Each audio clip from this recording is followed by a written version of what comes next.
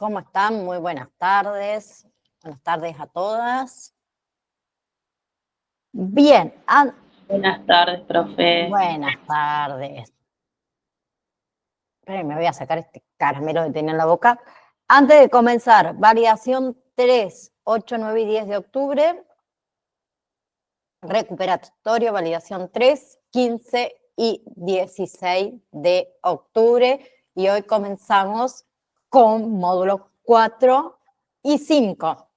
¿Sí? Comenzando hablando de la salud mental de los niños. ¿Sí?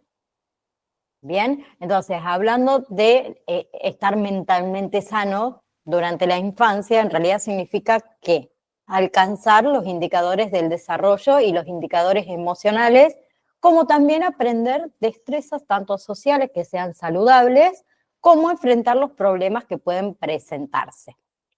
¿Sí? Entonces, los niños que son mentalmente sanos tienen una calidad de vida positiva y pueden desempeñarse bien en el hogar, en las escuelas, en la comunidad. ¿Sí? Ya hablando de lo que son los trastornos mentales en niños, que en realidad se describe como cambios serios en sus formas habituales de aprender, de comportarse, de manejar sus emociones, lo cual causa ¿qué? Angustia.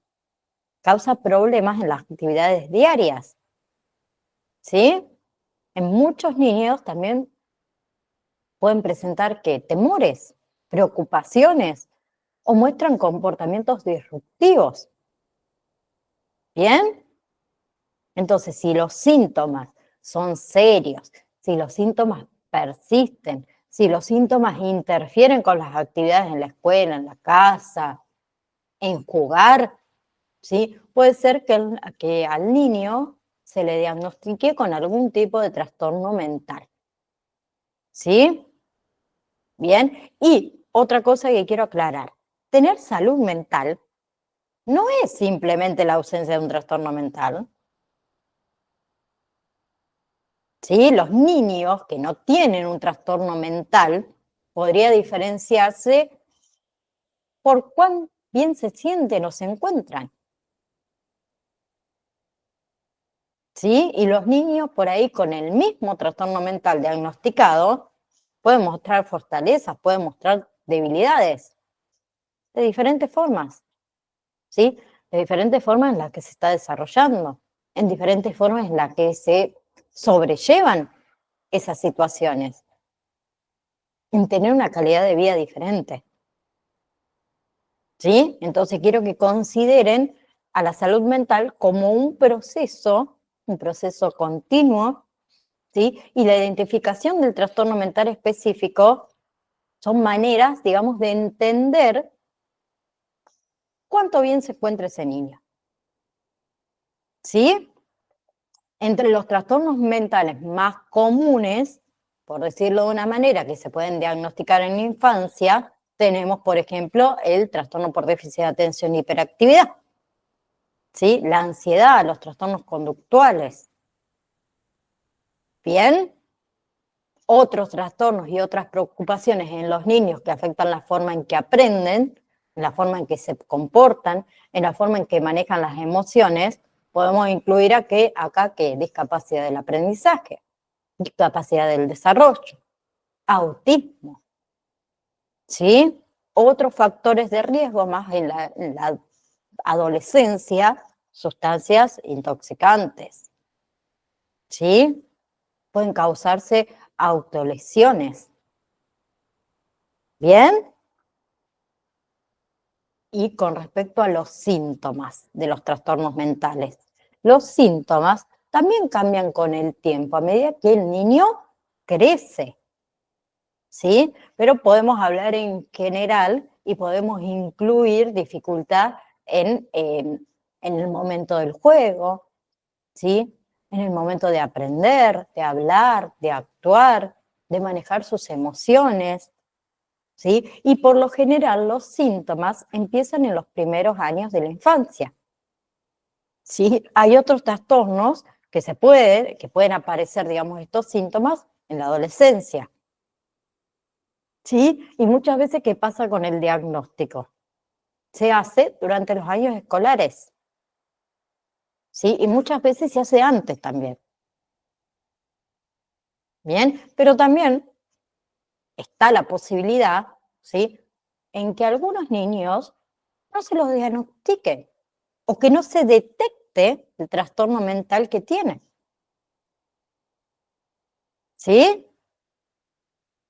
Entonces, yo quiero que sepan que los trastornos mentales infantiles se pueden tratar y se pueden controlar, ¿sí? Y que existen muchísimas opciones de tratamiento que se basan en ¿qué? En mejorar, ¿sí? Bien, y están constantemente actualizados por la evidencia científica.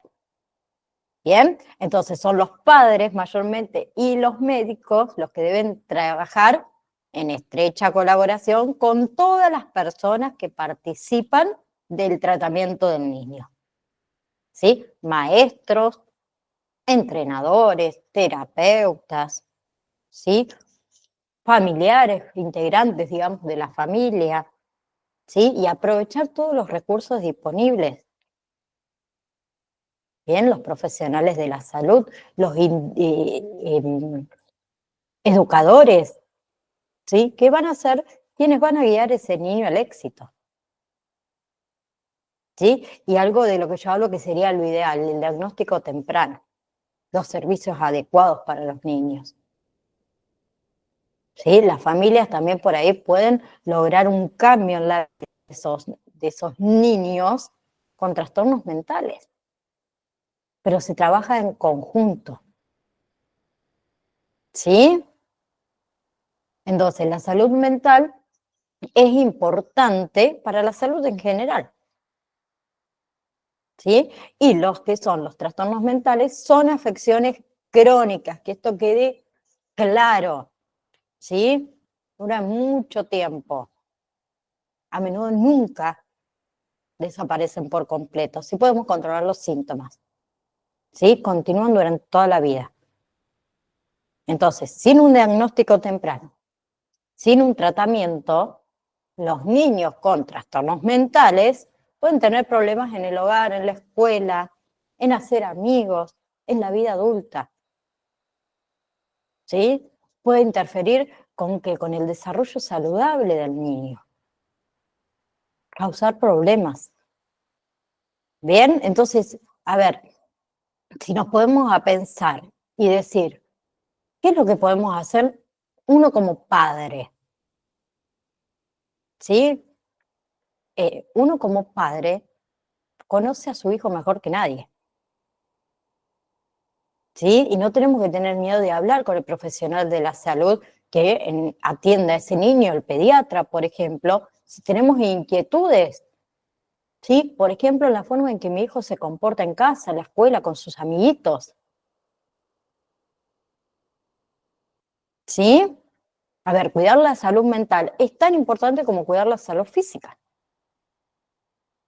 ¿bien? Entonces, los jóvenes, por ejemplo, si están enojados, si están preocupados, si están tristes, ¿sí? Que muchas veces, ¿qué le pasa a los jóvenes? Tienen miedo, vergüenza de contar sus sentimientos, ¿sí? Sería lo ideal poder contárselo a un amigo, poder contárselo a un adulto de confianza. Y con respecto a los profesionales de la salud, es importante tener un diagnóstico temprano, un tratamiento adecuado, ¿sí? Hay recursos disponibles para ayudar a diagnosticar y para tratar los trastornos mentales en los niños.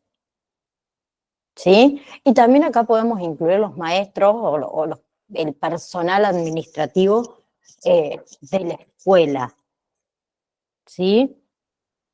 Que también juegan un papel muy importante en los diagnósticos de los niños. La identificación temprana de este problema es importante para que los niños puedan recibir la ayuda que necesitan, ¿sí? Y los maestros trabajan con las familias y los profesionales de salud. ¿Bien? ¿Vamos hasta ahí? Entonces, los trastornos mentales en los niños se describen como cambios serios en la forma habitual de aprender, de comportarse, de manejar las emociones, ¿sí? Que puede causar problemas en las actividades diarias, problemas de angustia, de depresión, de estrés, ¿sí?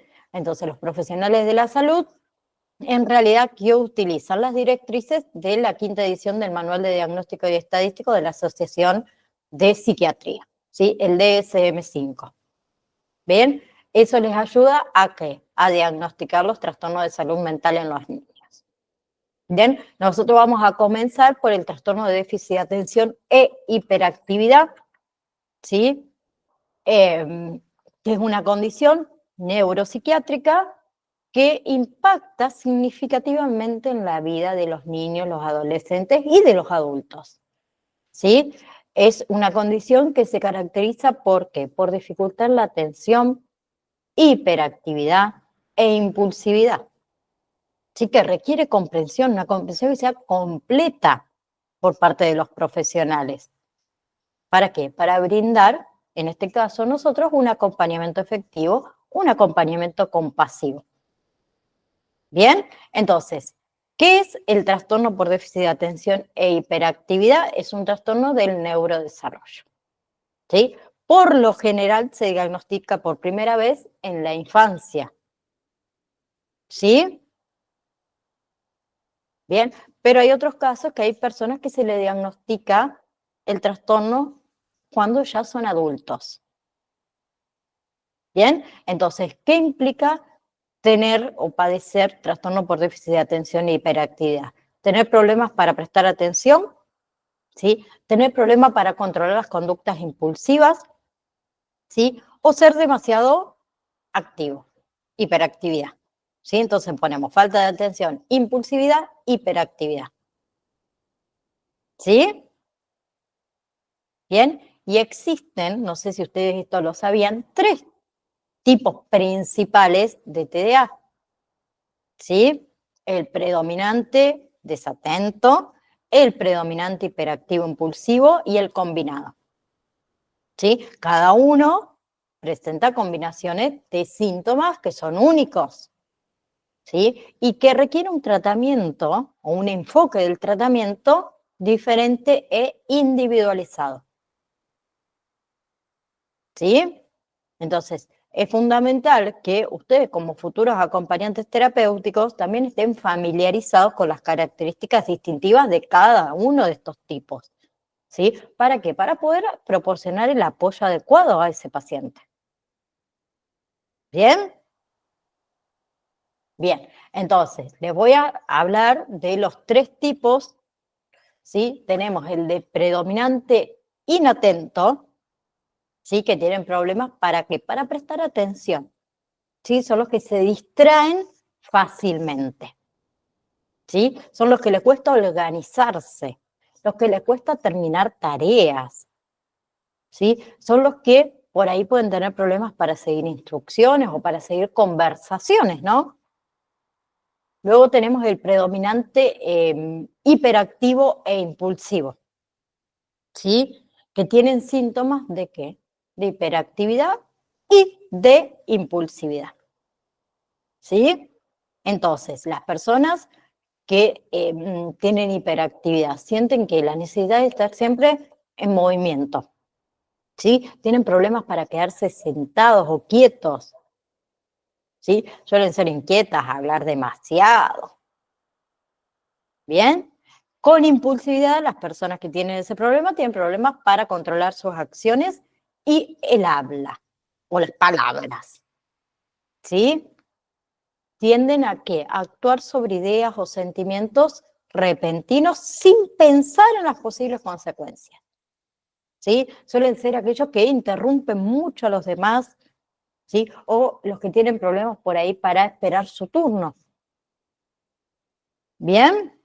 Y después tenemos el combinado, que es uno de los más comunes, que tienen, digamos, la combinación de síntomas, tanto de falta de atención como hiperactividad e impulsividad, ¿sí? Que es el más común.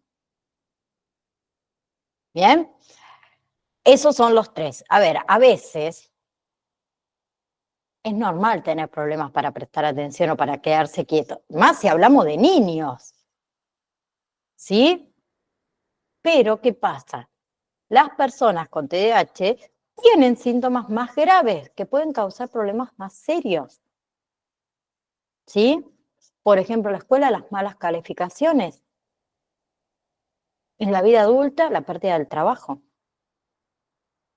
¿sí? Y los síntomas son continuos, ¿sí? Y puede afectar tanto la vida de ese niño como la vida familiar, como la vida social,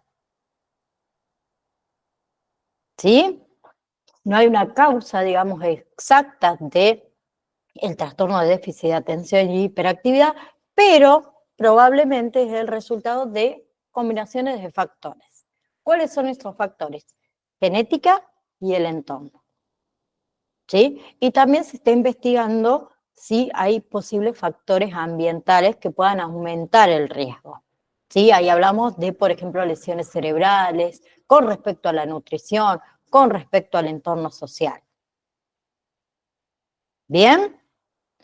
Entonces, los síntomas del TDAH, ¿sí? Va a depender también del tipo de TDAH que tenga esa persona, ¿sí? A ver, las personas con síntomas de problemas de atención, ¿sí? Muchas veces no se fijan en detalles, cometen errores por estar descuidados, ¿sí? Tienen problemas para concentrarse en actividades, por ejemplo, en los niños en el juego, ¿sí? En las tareas escolares. Parece muchas veces escuchar, ¿sí? Cuando no se le habla directamente. No escuchan, es como que nosotros decimos, viven en su mundo, ¿sí? Les resulta muy difícil también esto de seguir instrucciones, de terminar las tareas. Bien, se desconcentran fácilmente, ¿sí? A ver, un niño que tiene que hacer la tarea en casa, que te dice, ay, mi hijo se desconcentra enseguida cuando tiene que hacer la tarea. Bien, si el lugar donde está realizando la tarea no es el apropiado, porque mientras el niño realiza la tarea, nosotros miramos televisión, estamos con música, hay un desorden, y el niño se va a distraer. A ver, ¿a qué niño, o la mayoría de los niños, no le gusta hacer la tarea? ¿Sí? Va a preferir jugar. Entonces, si nosotros tenemos todos distractores a su alrededor, y sí, el niño se va a distraer, ¿sí? Los niños con TDA también tienen problemas para organizarse, para mantener todas sus pertenencias en orden, ¿sí? Bien, por ahí evitan esto de realizar tareas que requieran un gran esfuerzo mental, ¿sí? En la escuela, por ejemplo, pierden muchísimos artículos, los libros, ¿sí? Los útiles. Bien, cuando son más grandes, la billetera, la llave, los celulares, ¿sí? Son muy olvidadizos, ¿sí? Olvidan hacer por ahí actividades diarias, ¿sí? En cambio, con respecto a los síntomas que tienen las personas que tienen hiperactividad e impulsividad, ahí hablamos de estar inquietos, habíamos dicho antes, de moverse cuando estamos sentados, ¿sí? De pararse o cuando deben estar sentados, de pararse, como pasa muchas veces también en la escuela, ¿sí? De correr, de trepar cuando no es apropiado, ¿sí? Estar inquietos, tener problemas por ahí para realizar actividades tranquilos, ¿sí? Estar en constante movimiento. Habrá mucho más de lo normal, ¿sí? O esto que también es algo que suele pasar, dar respuestas bruscas antes de que se complete la pregunta, ¿sí? Pueden tener problemas para esperar su turno, interrumpir muchísimo a los demás, ¿bien? Y los que tienen el combinado muestran la mezcla de estos dos síntomas. ¿Sí? Entonces, ¿cómo se diagnostica el trastorno por déficit de atención e hiperactividad? ¿Sí? No es que hay una sola prueba única para diagnosticarlo, es un paso del proceso para diagnosticarlo que explica que examen físico, ¿sí? Se incluye ahí pruebas de visión, de audición también, ¿sí? O otros exámenes, ¿para qué? Para descartar, digamos, otros problemas que tengan síntomas parecidos a este trastorno. ¿Sí? Por ejemplo, es la ansiedad, por ejemplo, es la depresión, por ejemplo, es la dificultad para dormir, ¿sí? Por ejemplo, son ciertos tipos de aprendizaje y tienen síntomas que son similares. Bien, entonces la idea principal es descartarlos, ¿sí? El proceso sigue con ¿qué? Con un historial médico complejo y antecedentes familiares, ¿sí? Bien, generalmente ahí se usa una lista de verificaciones de síntomas, ¿sí? Se hacen cuestionarios, se hacen preguntas en ciertas entrevistas. ¿Bien? Bien, y es una herramienta en realidad que tiene escalas de calificación, ¿sí? De puntuación, que le va a ayudar al profesional de la salud, en este caso, a ver los síntomas y a ver también los antecedentes de una persona si se ajustan con el diagnóstico de TDAH. ¿Bien? Bien, entonces, para hacer un diagnóstico, el profesional de la salud debe haber encontrado, ¿sí?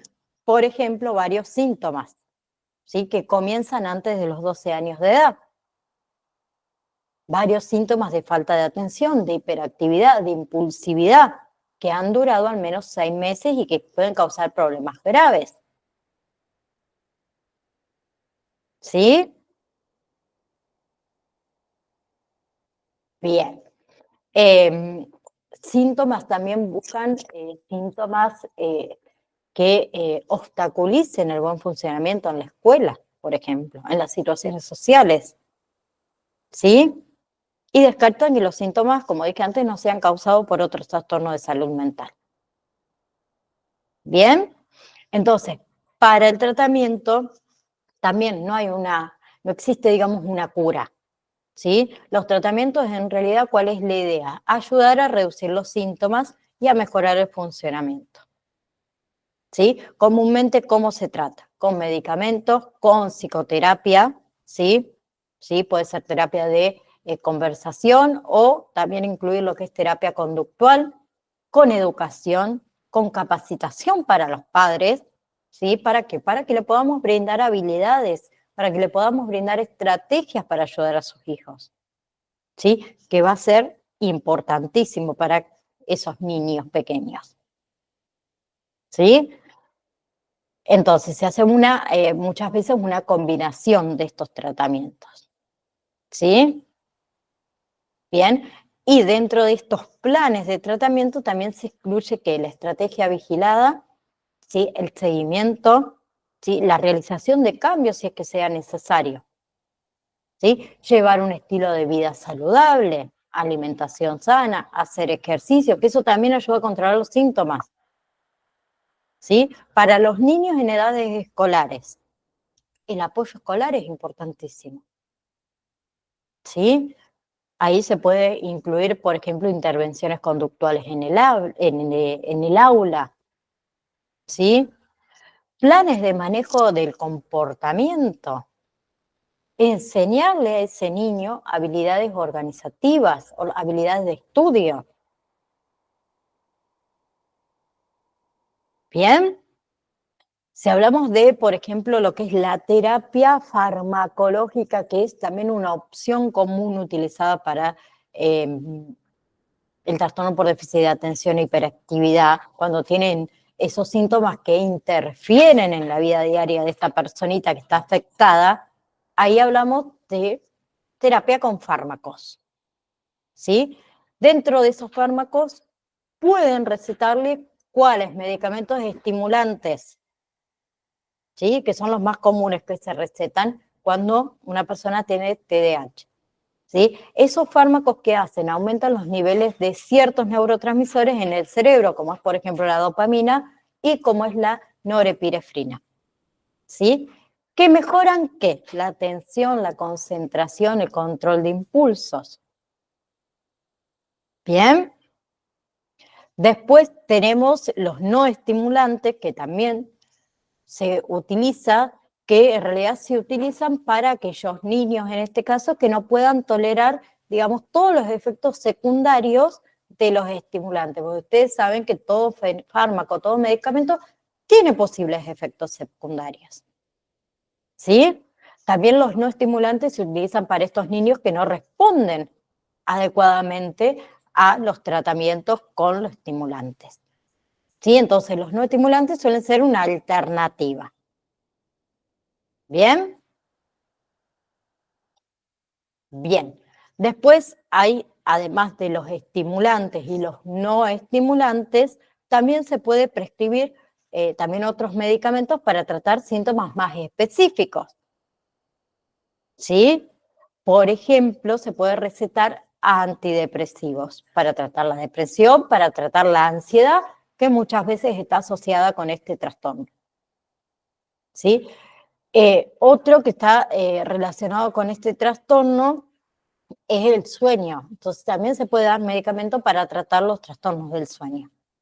¿Sí? Bien, ¿qué quiero que tengan en cuenta? Que la terapia farmacológica debe ser individualizada, debe ser supervisada siempre por un médico especializado en salud mental, psiquiatra, neurólogo, ¿sí? Y que todo medicamento puede tener efectos secundarios y puede tener riesgos potenciales, ¿sí? Entonces, como padres uno, muchas veces es beneficioso o es importantísimo discutir estos beneficios y estos riesgos de la medicación. ¿Bien? Y como les dije antes, además de la terapia farmacológica, es muy común que las personas que tienen TDAH también participen en terapias psicológicas, ¿sí? Como es la terapia cognitivo-conductual, para aprender qué habilidades de afrontamiento, para aprender estrategias del manejo del estrés. ¿Sí? Entonces muchas veces se combina la terapia farmacológica con la psicológica. ¿Bien? Bien. Dentro de lo que son las estrategias de afrontamiento, ¿sí? Además del tratamiento médico y el psicológico, hay un montón de estrategias o numerosas estrategias de afrontamiento que también pueden ayudar a estas personas, ¿sí? A manejar los síntomas. Dentro de esas estrategias podemos incluir que la organización y la planificación de tareas, el establecimiento de rutinas, ¿sí? El uso de recordatorios, pueden ser recordatorios auditivos como recordatorios visuales, ¿sí? El fomentar los hábitos saludables, el ejercicio, el sueño adecuado, la dieta balanceada, ¿sí? Pero ahora vamos a lo importante lo más importante para nosotros, además de conocer los síntomas y los diferentes tipos de trastorno por déficit de atención y hiperactividad que hay. Como acompañantes terapéuticos, va a ser fundamental acá estar preparados para ayudar a una persona con trastorno por déficit de atención y hiperactividad a que pueda, ¿qué? Desarrollar estrategias de afrontamiento efectivas. ¿Sí? Y dentro de esas estrategias tenemos, por ejemplo, las más útiles es la estructuración del entorno. ¿Sí? Ayudar a crear un entorno físico, un entorno social estructurado y organizado. ¿Para qué? Para minimizar las distracciones, ¿sí? Para facilitar el enfoque en las tareas, ¿sí? Bien, por ejemplo, podemos incluir acá esto de mantener un espacio de estudio ordenado, sin distractores, ¿sí? Proporcionar, como les dije antes, los recordatorios visuales, los recordatorios auditivos, ¿sí? Eso los ayuda a mantenerse en la tarea, ¿sí? Otra cosa importante, enseñarle técnicas de gestión de tiempo, el uso de agendas, el uso de calendarios, ¿sí? El uso de aplicaciones de recordatorios para ayudarle a organizar las actividades, ¿sí? Miren, yo acá tengo justamente un calendario, a ver si puedo sacar el fondo para que lo puedan ver. Creo que de acá se saca. Obviamente lo uso para mí, yo soy muy distraída. Es un calendario muy simple, ¿sí? Tiene todos los días de la semana, ¿sí? Y voy colocando lo que tengo que hacer el lunes, el martes, el miércoles. Es muy simple, es un recordatorio, ¿sí? Con esto podemos ayudarla a manejar los tiempos. Yo acá ya tengo anotado, bueno, todas mis cositas que tengo que hacer. Pero es algo muy simple, ¿sí? Ahora no sé cómo volver el fondo, ahí está. ¿Bien? Eso les ayuda a gestionar el tiempo, a organizarse en las actividades diarias, a cumplir con los plazos, que esa es otra. ¿Sí? Entonces nosotros podemos alentarlos a planificar con anticipación las tareas, ¿sí? A dividir esas tareas en grandes proyectos como en pequeños, ¿sí? O lo que tengo que hacer ahora y lo que puedo esperar, por ejemplo. ¿Sí? Bien. Otra, la práctica de la atención plena. ¿Sí? Eso les va a ayudar a ¿qué? A mejorar la capacidad de atención y la capacidad de concentración. ¿Sí? Quiero que busquen dos cosas para que ustedes las sepan. ¿Sí? Técnicas de atención plena, cuáles pueden ser, y técnicas de manejo de emociones. ¿Sí? ¿Bien? Bien, con respecto a esto de las técnicas de la atención plena, ¿sí? Que le ayuda a mejorar lo que es, como le dije recién, la atención, la concentración, hay ejercicios de respiración, ¿sí? Hay meditación guiada, ¿sí? O simplemente algo más simple, valga la redundancia. Momentos de pausa para que uno pueda volver a concentrarse, ¿sí? Para que se concentre nuevamente en el momento presente. Bien, ¿qué pasa también mucho con los niños cuando tienen que estudiar o hacer tareas? Bueno, podés tener al niño 2 horas sentado estudiando, ¿sí? Hay investigaciones y está avalado científicamente que cada 40 minutos en un trabajo pasa exactamente lo mismo. Se necesita por lo menos 5 minutos para distraerse, levantarse, ir a buscar agua, tomar algo, comer algo, entre 5 y 10 minutos para poder volver a comenzar. ¿Sí? Bien. Otra cosa, el apoyo en la organización. Podemos ofrecer apoyo y orientación en la organización de la tarea, en las organizaciones de las actividades. ¿Sí? Como le dije antes, o ayudar a priorizar las tareas según la importancia y según la urgencia. ¿Sí? Técnicas de estudio que sean efectivas. El subrayado, por ejemplo, que a algunos les resulta, la elaboración de resúmenes, ¿sí? El uso de mnemotecnias, la práctica de la autoevaluación también es buena, ¿sí? Bien, el desarrollo de habilidades de autorregulación, también esa es otra. La autorregulación, hablamos de autorregulación emocional y conductual. Entonces ahí podemos incluir manejo del estrés o técnicas de manejo del estrés, ¿sí? Resolución de problemas, toma de decisiones, ¿sí? Bien, a ver, un niño pequeño que no conoce sus emociones, que eso es otra cosa que yo siempre digo que además desde la casa, desde la escuela se podría hablar mucho más desde edades más tempranas del tema de las emociones. Si el niño no conoce las emociones, no va a poder, ¿sí?, transmitir cuál es su emoción, lo que le pasa, lo que siente. Entonces yo siempre pido desde las familias enseñarle a los niños cuáles son las emociones, ¿sí? Y qué es lo que uno siente cuando tiene esa emoción en específico. Entonces así va a ser la mejor manera de poder entender al niño lo que le pasa, lo que siente, ¿sí? Otra cosa importante, fomentar la autoestima y fomentar la motivación, reconocer los logros, reconocer los esfuerzos, por más pequeñito que sean esos esfuerzos o esos logros, ¿sí? Fomentar lo que es la actitud positiva hacia el aprendizaje y hacia el crecimiento personal, ¿sí? Establecerle al niño metas que sean realistas, que sean alcanzables, no las metas que los padres quieren, ¿sí? Si nosotros a los niños le ofrecemos metas realistas, metas alcanzables, le brindamos el apoyo que corresponde, ¿sí? Y lo alentamos para que sigan esas metas, va a tener el niño la autoestima por allá arriba, se va a sentir satisfecho de sus logros.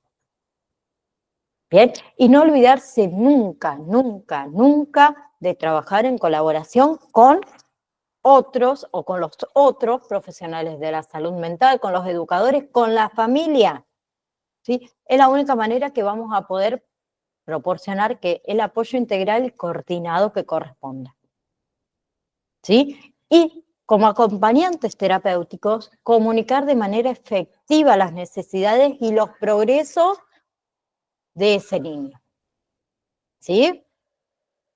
¿Bien? Bien.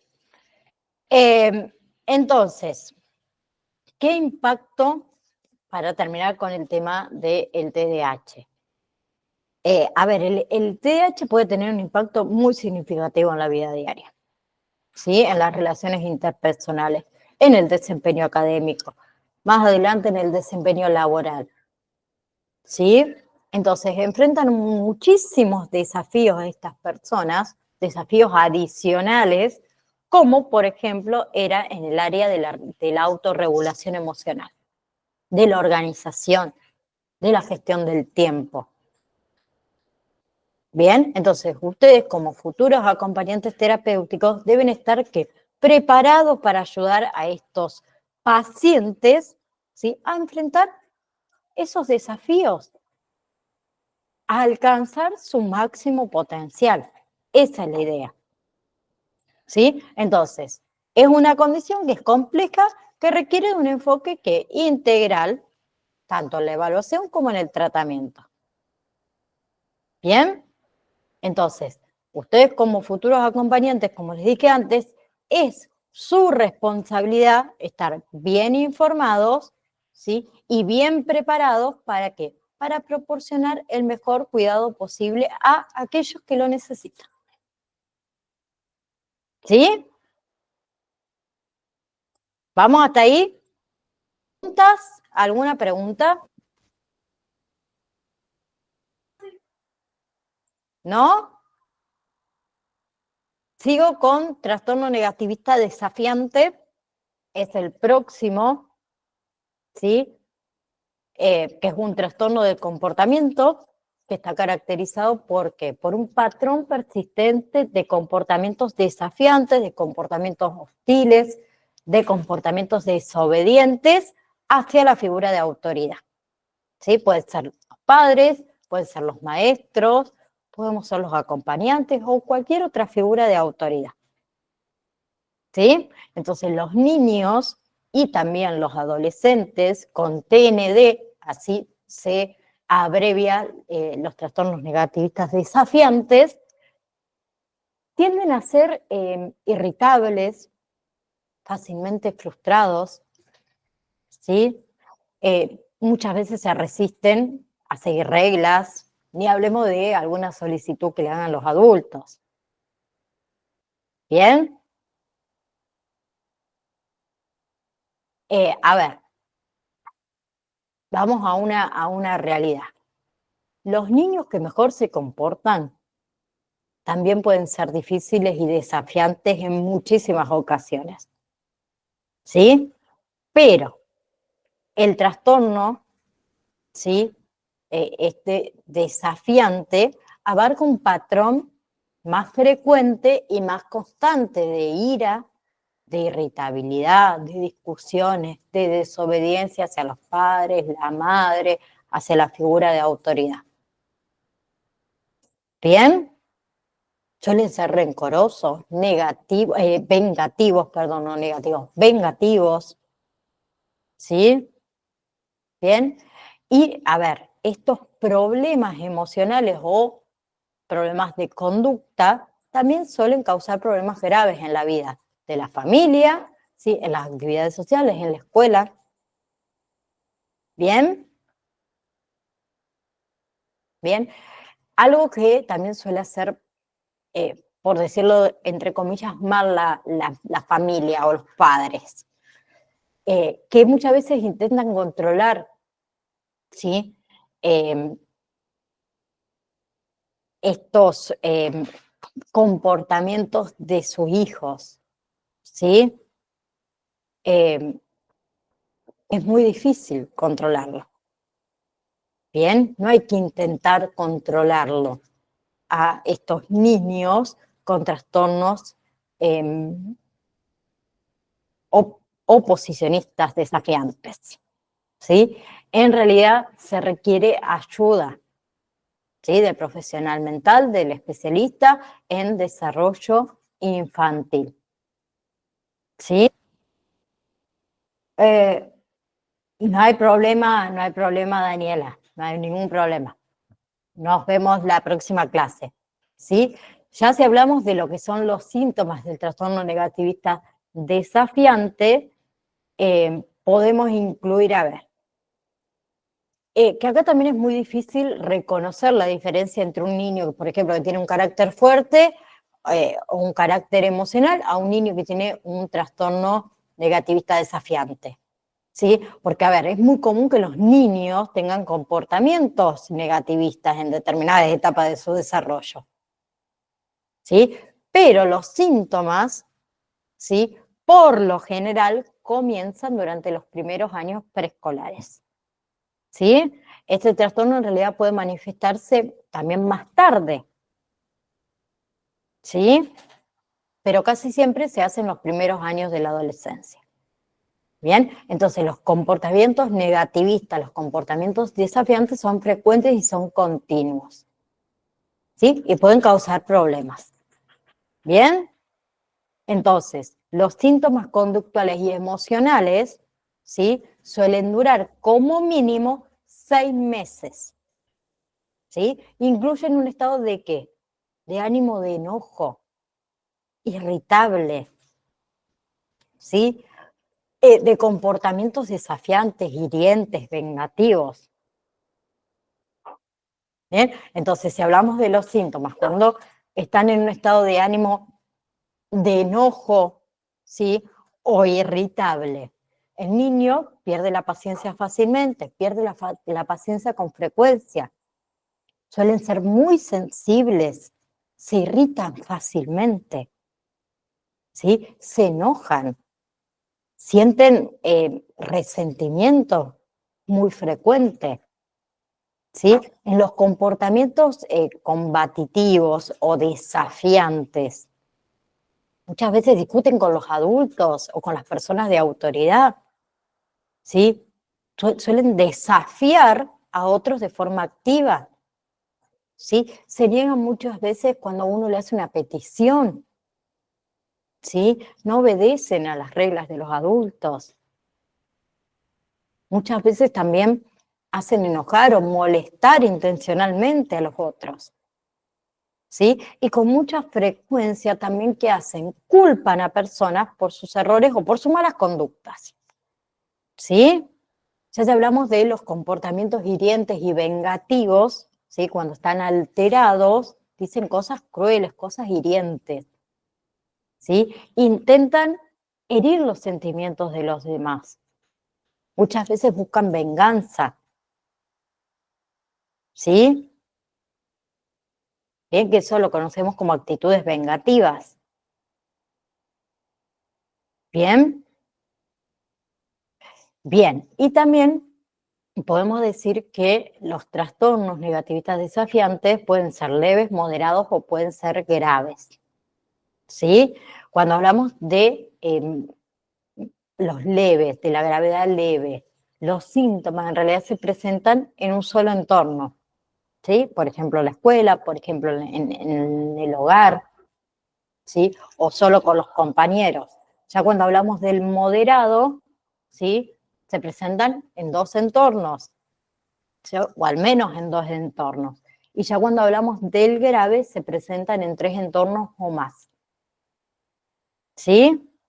Bien, es muy posible también que los primeros síntomas se noten en la casa, ¿sí? Pero con el tiempo, ¿qué pasa? El comportamiento problemático se traslada a otros entornos, por ejemplo, la escuela, ¿sí? Con los amigos.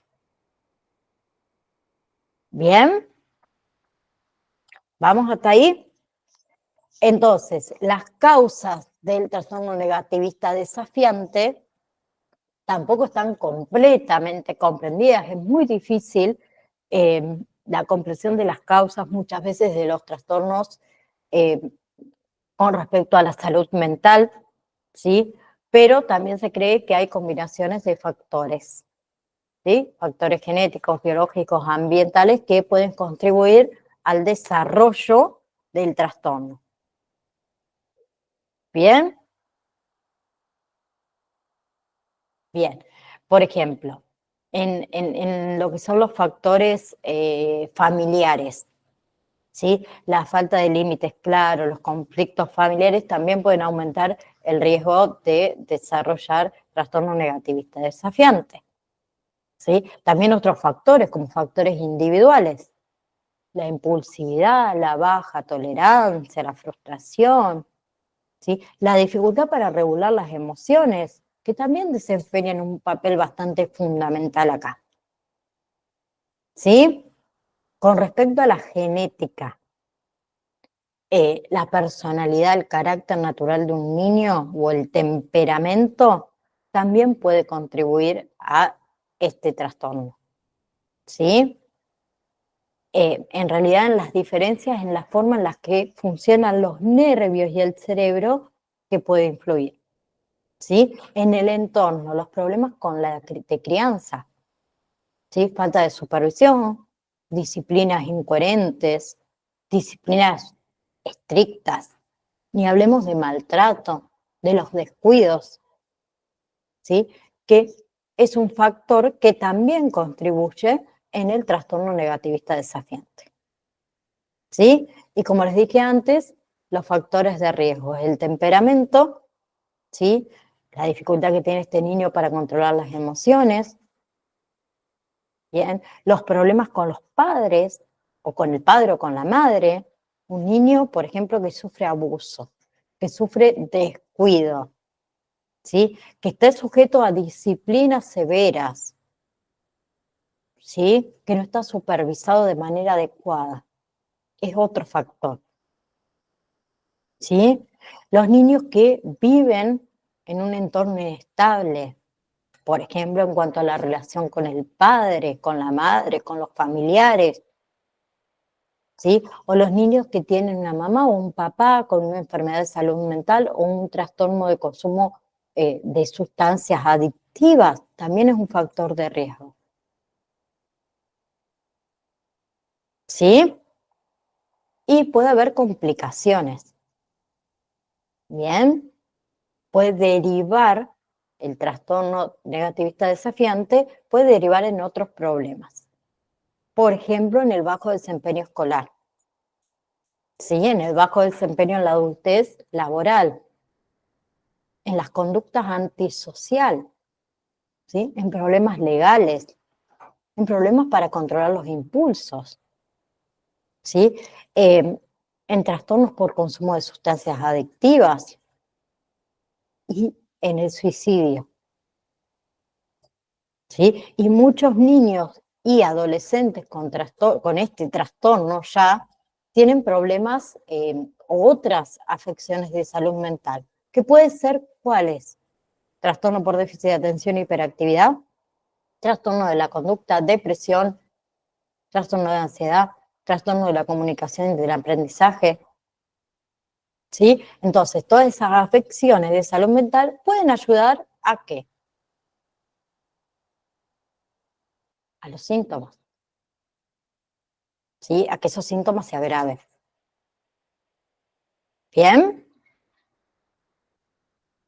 ¿Sí? Y con lo único que podemos reducir los síntomas es con el tratamiento, ¿sí?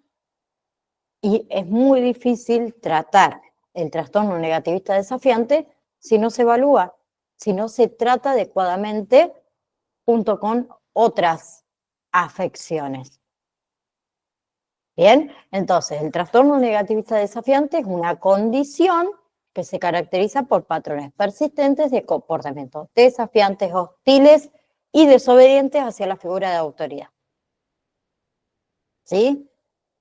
Bien, y si hablamos del tratamiento, a ver, el tratamiento farmacológico no es la primera línea de intervención para el trastorno negativista desafiante, ¿sí? Pero suele ser considerado una línea, digamos, de intervención en el tratamiento integral, ¿sí? Más que nada cuando los síntomas ya son graves, cuando ya son persistentes, cuando ya no responden a las intervenciones psicosociales, ¿sí?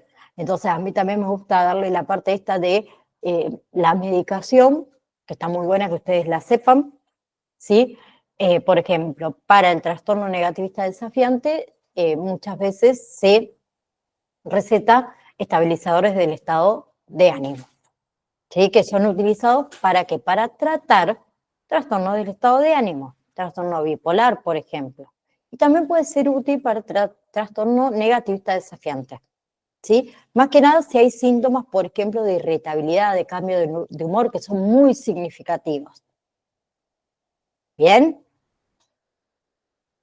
Bien. Después tenemos los antipsicóticos, ¿sí? Ya acá hablamos en casos de que tengan síntomas más graves. Ya hablamos de agresión física, hablamos de comportamientos violentos, ¿sí? Que se puede prescribir antipsicóticos para ayudar a controlar los síntomas. Acuérdense que los tratamientos son para controlar los síntomas, no curan la enfermedad, ¿sí? Y acá hablamos de, por ejemplo, los antipsicóticos atípicos, como es la risperidona, ¿sí? La olanzapina, que también pueden ser efectivos para reducir que la irritabilidad, la agresión. ¿Bien? Y después tenemos los antidepresivos, ¿sí? Que en muchas ocasiones se puede prescribir antidepresivos para los síntomas que están asociados con este trastorno, ¿sí? Disfunción emocional, irritabilidad crónica, ¿bien? Que ayuda a ¿qué? A mejorar la regulación emocional, ¿sí? Más que nada cuando hay síntomas de depresión coexistentes. ¿Bien? Bien. Entonces, el papel del acompañante terapéutico en los trastornos negativistas desafiantes. El papel es proporcionar apoyo emocional, proporcionar orientación, ¿sí? Proporcionar asistencia práctica, tanto para los niños como para su familia. Bien, y ahí podemos incluir esto de el desarrollo de habilidades de comunicación efectiva, el manejo del estrés, la resolución de conflictos, ¿sí? Bien, también el apoyo en la implementación de estrategias de manejo del comportamiento, ¿sí? Que van a ser recomendadas ¿por quién? Por el profesional de la salud mental. Bien, y acá vamos a trabajar con un equipo interdisciplinario, psicólogos, psiquiatras, en otras ocasiones puede haber hasta trabajadores sociales, ¿sí? Bien, entonces, además de brindar el apoyo directo, ¿sí? A estos niños afectados con TND, ¿sí? También nosotros podemos desempeñar un papel importantísimo en lo que es la educación, ¿sí? Y la sensibilización sobre este tema o este trastorno, ¿sí? Debemos proporcionar información que sea precisa, que sea actualizada, acuérdese siempre, a los familiares, a los cuidadores y hasta en muchas ocasiones a los profesionales de la salud, ¿sí? Nosotros trabajamos ¿para qué? Para reducir el estigma, para reducir la discriminación asociada con todos los trastornos, con todos los síndromes, ¿sí? Bien, debemos entonces fomentar un ambiente que sea comprensivo, que sea solidario, que promueva la inclusión, que promueva el bienestar, ¿sí? Independientemente de todos los desafíos que lleva y todas las dificultades que lleva. ¿Bien? ¿Vamos hasta ahí? Sí, profe. Bien, gracias Samuel, gracias. Bien, entonces, a ver, abordar el trastorno negativista desafiante es bastante, puedo decir, como lo dice, desafiante, para el acompañante también, ¿sí?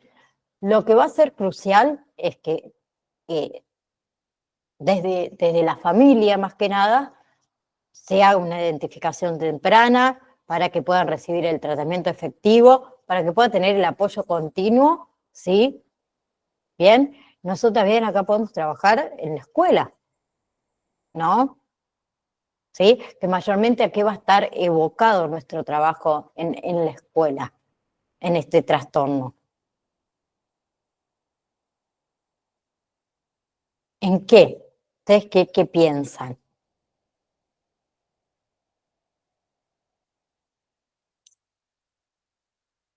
En el tema de las emociones, más que nada, ¿sí? Porque ellos pierden la paciencia muy fácil. Muchas veces son sensibles o muy sensibles, se irritan muy fáciles, ¿sí? Entonces va a estar muy evocado nuestro trabajo en la parte emocional, ¿sí? Y como hablamos anteriormente, ¿en qué? En el manejo de esas emociones, en las técnicas, ¿sí? ¿Bien? ¿Cuáles van a ser esas técnicas de apoyo emocional? Estrategia de afrontamiento, ¿sí? ¿Bien? De afrontamiento contra esas emociones que tienen. Y muchas veces, hasta como les dije antes, los vamos a tener que enseñar, por decirlo de una manera, ¿no? A estos niños, ¿sí?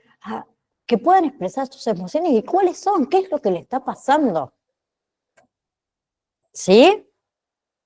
Entonces, dentro de este papel que nosotros vamos a asumir, ¿sí? El papel más fundamental es el apoyo emocional, ¿sí? Y muchas veces enseñarles a los padres a qué hacer ante esas situaciones que está padeciendo el niño. Pues el niño no se pone irritable porque tiene ganas, ¿sí? Bien, próxima clase. Acuérdense de buscar las técnicas de relajación, ¿sí? O técnicas de afrontamiento, para que ustedes sepan cuáles son, ¿sí? Hay muchísimas, ¿sí? Busquen obviamente lo más simple, lo que se puede hacer más en la inmediatez, ¿bien? Que les va a servir también para el trastorno, en los ataques de pánico, para la ansiedad, eh, para todo eso. Vemos próxima clase, perdón, trastorno disocial, ¿sí? ¿Qué más? Espérenme que estoy buscando. Trastorno de conducta, ¿sí? Es el otro, trastorno del espectro autista. Y obviamente si llegamos, me voy a síndrome de Rett, no sé si alguna vez lo han escuchado, ¿sí? Al síndrome de Rett, que también es un trastorno del neurodesarrollo, ¿sí? Que es un síndrome que afecta principalmente a las niñas, ¿sí? Por si quieren ir leyendo o buscando también información del síndrome de Rett, que por ahí no es algo de lo que comúnmente se habla. ¿Bien? Y síndrome del cromosoma X frágil. ¿Bien? ¿Hay alguna pregunta? ¿Hay alguna duda? Acuérdense de la validación. No se me olviden de la validación, por favor. Que la vuelvo a repetir. Validación 3, 8, 9 y 10 de octubre. Recuperatorio 15 y 16 de octubre. ¿Sí? Si no hay ninguna pregunta, nos vemos, si Dios quiere, el próximo jueves, ¿sí? 15, 15 y 5. Acuérdense que vengo del curso anterior, me aguardan unos segunditos. Así que les mando un saludo enorme a cada uno de ustedes. Profe. Sí. Consultita. Entonces tendríamos que buscar técnicas de atención plena y técnicas del manejo de emociones. Sí, o manejo del estrés, podés conseguirlas así. O técnicas de relajación, Atalía, técnicas de relajación. Bien, muchísimas gracias, ¿Sí? profe. Bien. Yamila, se me fue, Yamila me levantó la mano y se me fue. Bueno, nos vemos la próxima clase, que tengan un hermoso fin de semana, disfruten los últimos dos o 3 días que queda laboral y descansen el domingo, ¿sí? Un beso enorme, gracias a cada uno de ustedes por estar, que son mi compañía. Igualmente, profe, nos vemos. Chau, chau. Muy bien, profe, gracias. Hasta luego.